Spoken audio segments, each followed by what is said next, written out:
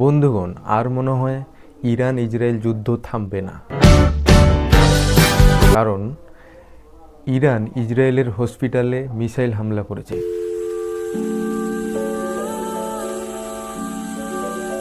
সেখানে মিনিমাম 65 থেকে 70 মানুষ আহত। এখনও ঠিকঠাক খবর দিচ্ছে না।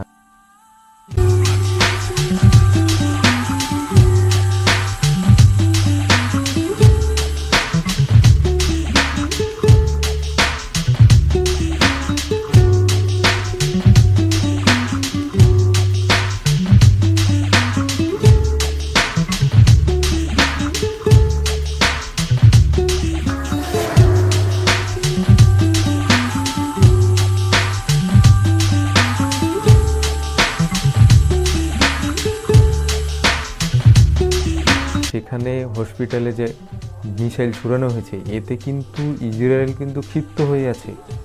সে কিন্তু অলরেডি প্রেস কনফারেন্সে বলেই দিয়েছে যে এটা কিন্তু ইরানকে আমরা যোগ্য জবাব দিব। তাহলে ভাবুন, যুদ্ধ কি থামছেই না, যুদ্ধের বিশ্বযুদ্ধ এগোচ্ছে কোনটা?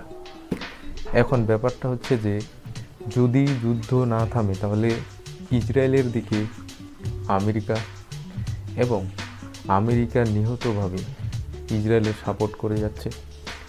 তাহলে এদিকে চীন ইরানের সাপোর্ট। তো চীন বলেছে যে ইরানের যে হামলাটা হয়েছে সেটা নাকি খুবই একটা দুঃখজনক, এবং আমরা চীনের ইরানের সাপোর্ট করছি, এটা চীন বলছে। এবার দেখি, রাশিয়াও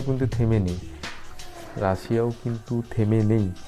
রাশিয়াও ইরানের পক্ষে, এটা তো 100% দিবেই। কারণ রাশিয়া যখন ইউক্রেনে হামলা করে তখন কিন্তু ইরান কিন্তু তাকে ড্রোন মিসাইল দিয়েছিল, যেটা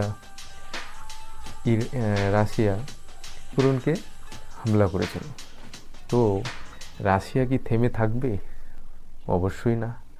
কারণ আমেরিকা যাচ্ছে ইসরায়েলের দিকে, রাশিয়াও কিন্তু যাবে ইরানের দিকে, কারণ তারা মিত্র দেশ, বন্ধু দেশ।